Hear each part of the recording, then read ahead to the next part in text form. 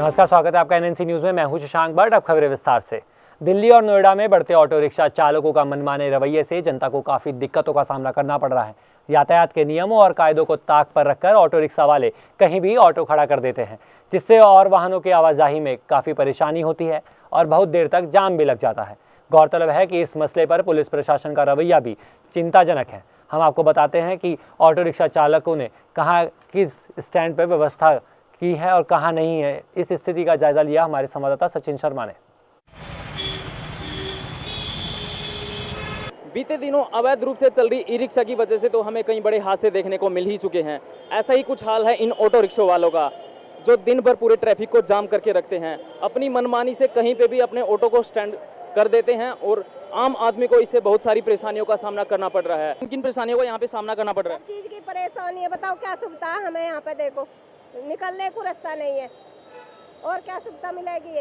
Side किराया 10 रुपए लगता है तो मांगते हैं 200 रुपए। स्टैंड तो एक होना ही चाहिए क्योंकि मतलब मेट्रो के सारे स्टेशन के पास ऑटो स्टैंड है, लेकिन यहाँ पर नहीं है। ये एक बड़ी और ये सीढ़ी के सामने ही आगे खड़े रहते हैं, इसका नहीं, ये सब प्रॉब्लम है यहाँ पे। हमारा स्टैंड हो जाएगा क्योंकि हम लोग यहाँ 15-20 ऑटो कम 2-3 साल से यहाँ चला रहे हैं, तो हम अपने क्रिया से लगा के रखेंगे और हमारा स्थायी स्टैंड हो जाएगा। हम दिखाने के कि हम स्टैंड पे खड़े हुए हैं। अभी कोई भी आ जाएगा मोटरसाइकिल पे तो हम लोगों को भगा दिया जाता है। हमने यहाँ आम आदमी से बात की ऑटो रिक्शा के बारे में कि दिन भर यहाँ ट्रैफिक जाम रहता है और कोई भी हादसा हो सकता है हमारे साथ।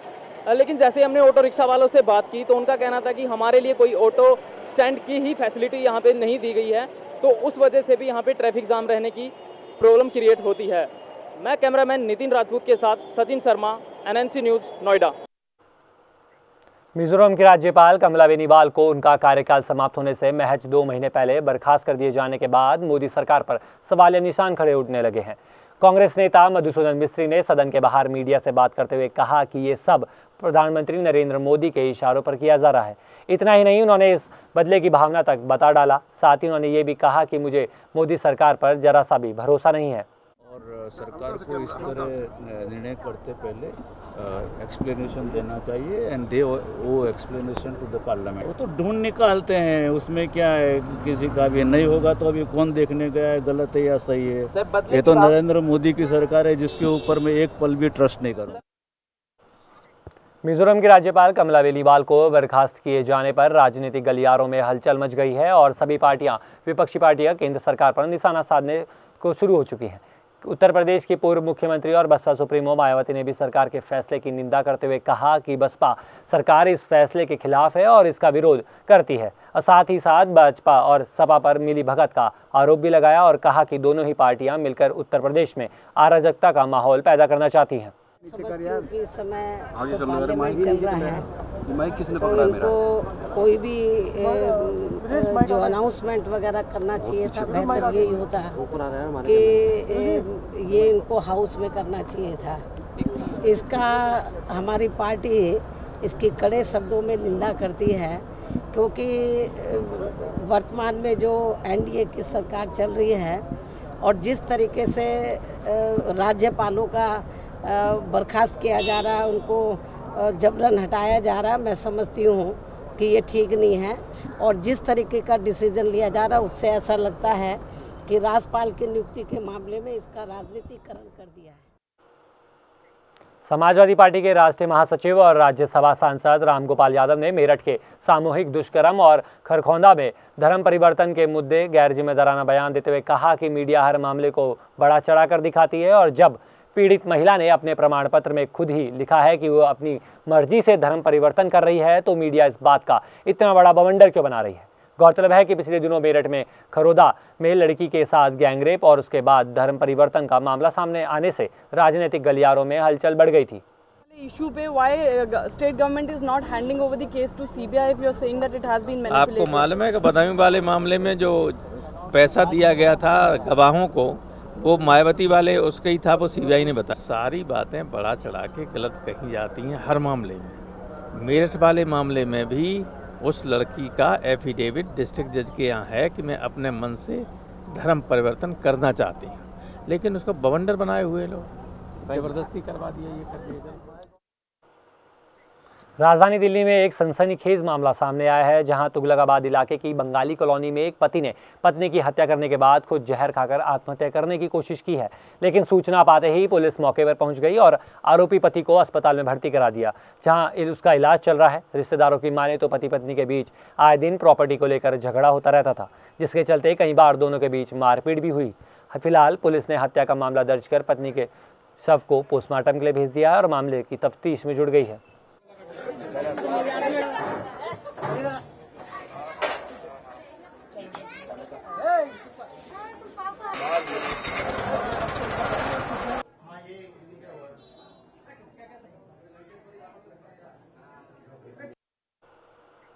हापुड़ में हुए गैंगरेप और जबरन धर्म परिवर्तन के मामले में पीड़ित लड़की के घर में यूपी महिला आयोग की टीम पहुंची, जहां प्रदेश महिला आयोग की अध्यक्ष जरीना उस्मानी ने पीड़ित लड़की के परिजनों से मुलाकात की, जिसके बाद मीडिया से बातचीत में कहा कि पीड़ित लड़की को आर्थिक मदद के साथ साथ और घटना की निष्पक्ष जांच कराई जाएगी और दोषियों पर कड़ी कार्रवाई की जाएगी। गौरतलब है कि मेरठ के हापुड़ के थाना खरोदा क्षेत्र के गाँव में एक लड़की के साथ गैंगरेप के बाद जबरन धर्म परिवर्तन का मामला सामने आया है। अभी माँ से मिले थे हम, उन्होंने कहा जो 164 का बयान है और जो FIR है उसमें पुलिस कार्रवाई कर रही है। तो वो लोग भी पकड़े गए हैं जिन्होंने गलत एफिडेविट बनवाया था उसके धर्म परिवर्तन वाला, वो लोग भी पकड़े गए, जबकि वो लोगों का नाम कहीं नामजद नहीं थे। मगर पुलिस जाँच कर रही है, अगर ऐसा कोई सामने आएगा तो वो भी बख्शा नहीं। उत्तर प्रदेश के आजमगढ़ जिले के रोनापारा थाना क्षेत्र में ममेरी बहन के ससुराल गए भाई की ससुराल वालों ने चाकुओं से और रॉड से पीट कर हत्या कर दी।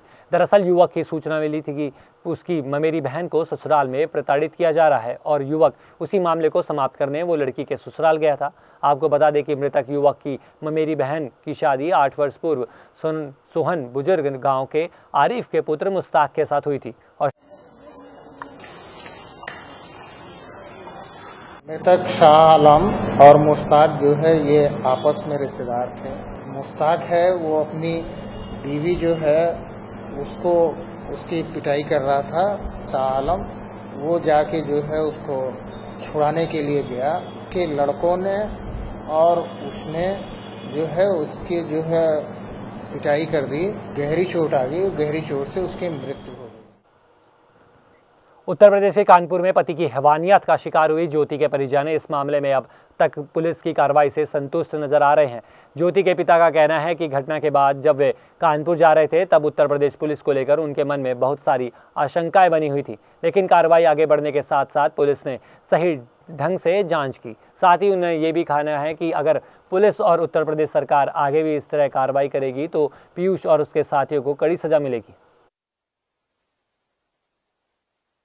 लेकिन मैं आपको एक बात बता दूं कि उत्तर प्रदेश पुलिस के लिए मेरे मन में बहुत सी शंकाएं थी जब मेरी बेटी के साथ केस हुआ और मैं यहाँ से गया।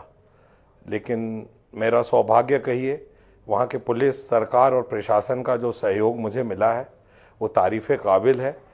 अभी तक की कार्यवाही से मैं अत्यंत संतुष्ट हूँ। अगर ये कार्यवाही इसी प्रकार चली जिस प्रकार चल रही है, इसके ऊपर कोई दबाव नहीं पड़ा रसूखदारों का, सरकार का, वैसे कोई मुझे आशा नहीं है कि इस पे कुछ दबाव होगा। इस कार्यवाही से मैं संतुष्ट हूँ। तो जो मुजरिम हैं उनको अवश्य सज़ा मिलेगी, ये मेरा विश्वास है। उत्तर प्रदेश के चंदौली में कोतवाली पुलिस को चेकिंग के दौरान एक बड़ी सफलता हाथ लगी है, जहां कोतवाली पुलिस ने वाहन चोर गिरोह के 2 सदस्यों को गिरफ्तार कर लिया है। साथ ही पुलिस ने चोरी की 8 मोटरसाइकिलें भी बरामद कर ली हैं। आपको बता दें कि बाइक चोरों की उम्र कम है, लेकिन ये यूपी और बिहार पुलिस के नाक में दम कर देने वाले गिरोह के सदस्य हैं।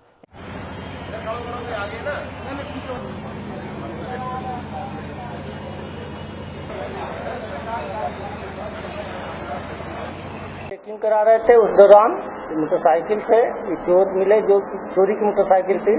इनकी सूचना पर हम लोग 8 मोटरसाइकिल को बरामद किए हैं जो चोरी की है। बहुत बड़ी सफलता है और जो चोर हैं भगे हुए हैं और बाकी जो चोर और चोरी की मोटरसाइकिल हम लोग जल्द बरामद कर लेंगे। उत्तर प्रदेश के गाजीपुर के सदर कोतवाली इलाके में कुछ अज्ञात बदमाशों ने शिक्षक की गोली मारकर हत्या कर दी। हमलावरों ने शिक्षक पर उस समय हमला किया जब वो ट्यूशन पढ़ाने के लिए जा रहा था। हमले में शिक्षक को 5 गोलियां लगी, जिससे शिक्षक की मौके पर ही मौत हो गई। मिली जानकारी के अनुसार शिक्षक का नाम जेपी यादव बताया जा रहा है और वो सैदरपुर थाना क्षेत्र के चैकियार मुव्वर गांव का रहने वाला था।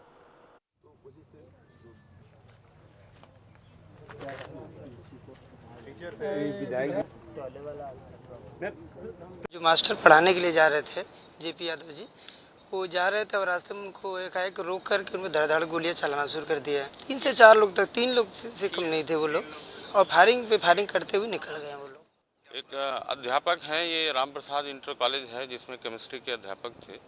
ये अभी ट्यूशन पढ़ाने जा रहे थे और उसी रास्ते में किसी ने फ़ोन से बुलाया और इनकी हत्या कर दी है। ये पारिवारिक विवाद इनका है, जमीन का कोई मामला है। इनके पिता की भी हत्या हुई थी और इनका भाई भी जेल में बंद है।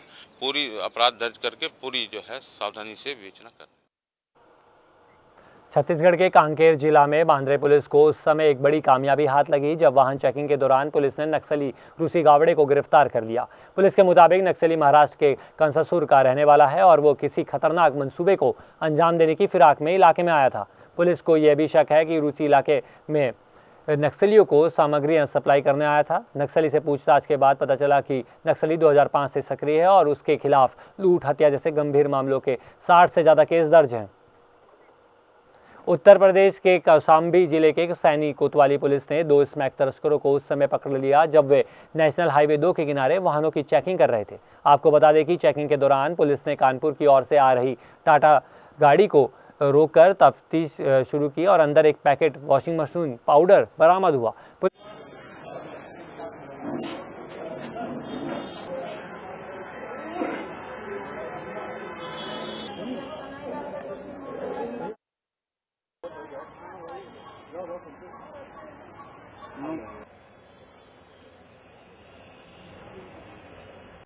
कल शाम को लगभग 8:30 बजे पुलिस और क्राइम ब्रांच की टीम द्वारा सामूहिक रूप से चेकिंग की जा रही थी बस अड्डा सैनी के पास। तो एक विस्ता गाड़ी में 2 लोग गिरफ्तार हुए हैं जिनके कब्जे से लगभग 200 ग्राम स्मैक बरामद हुई है। लिखा पढ़ी की कर ली गई है। इनसे पूछताछ करके और अगर आगे कुछ संभावनाएं होती हैं उसकी भी तलाश की जा रही है। भारी बारिश से राजस्थान के टोंक जिले में तबाही मची हुई है। राजस्थान के टोंक जिले की बनास नदी में आए पानी से तेज बहाव में एक ट्रक फंस गया।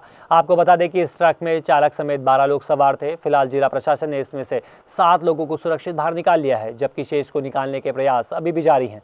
साथ ही राहत व बचाव कार्य तेजी से किया जा रहा है। सम्मानित करवाओ, उसको सम्मानित करवाओ 15 अगस्त को। पुलिया पर पानी में बहुत फंस गया है और इसमें कुछ लोग फंसे हुए हैं। उनको प्रशासन की ओर से निकालने का प्रयास किया जा रहा है। हमने नाव भी मंगवाई है और बहुत शीघ्र ही हम प्रयास कर रहे हैं कि नाव के द्वारा हम निकलवा लें। अगर नाव से नहीं होता है तो हम हेलीकॉप्टर से भी इनको निकलवाने का प्रयास कर रहे हैं। लगातार हो रही बारिश और भूस्खलन की वजह से चमोली जिले के लामबगड़ में बंद हुए बद्रीनाथ हाईवे 4 दिन बाद भी नहीं खुल पाया है। आपको बता दें कि रुक रुक कर हो रही बारिश की वजह से बीआरओ की टीम को मलबा हटाने में काफ़ी दिक्कतों का सामना करना पड़ रहा है। अभी भी रास्ता बंद होने की वजह से बद्रीनाथ रूट पर लगभग 300 यात्री फंसे हुए हैं। पुलिस ने यात्रा वाहनों को जोशीमठ, पंडुकेश्वर व बद्रीनाथ में ही रोक दिया है। तो वहीं प्रशासन की तरफ से कोई खास सुविधा न मिलने के बाद यात्री पैदल ही बद्रीनाथ की यात्रा करने में आगे बढ़े हुए हैं। सावन का महीना भगवान शिव की आराधना का महीना माना जाता है, इसलिए शिव भक्त अपने आराध्य को खुश करने का कोई भी मौका नहीं गंवाना चाहते। इसी सिलसिले में कौशाम्बी जिले के भरवारी कस्बे के शिव भक्तों ने मानव कल्याण व विश्व शांति के लिए एक सप्ताह में 7.25 लाख शिवलिंग का निर्माण किया है। तमाम भक्त इस मौके पर मिट्टी के भोलेनाथ का अभिषेक भी करते हैं।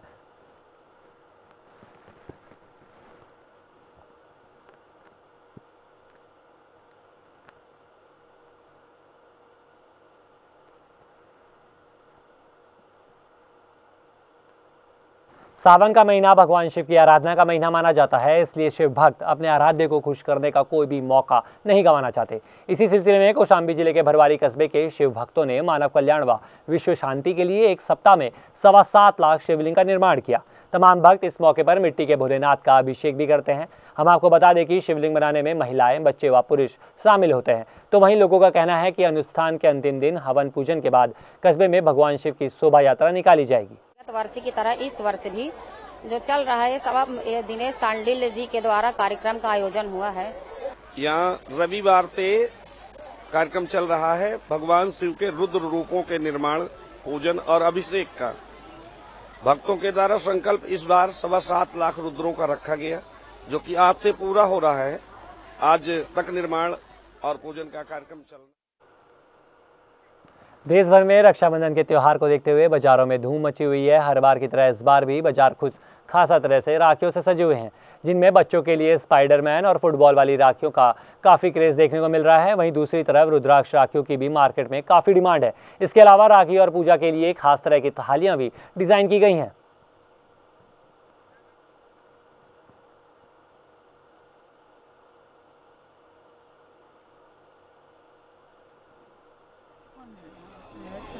इसमें बड़ा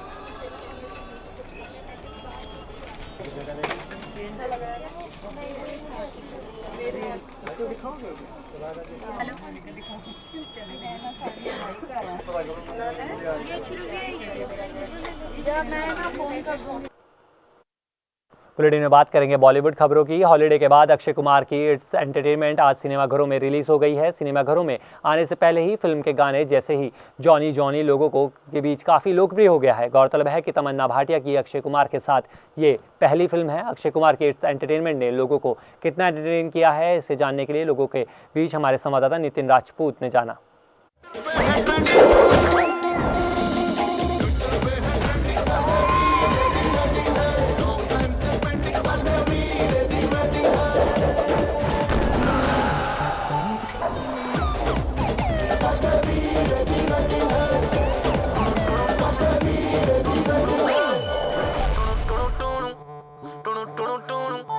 रमेश सुरानी के बैनर तले एक नई मूवी बनी है जिसका नाम है एंटरटेनमेंट, जो कि अक्षय कुमार की काफ़ी दिनों से चर्चित मूवी रही है।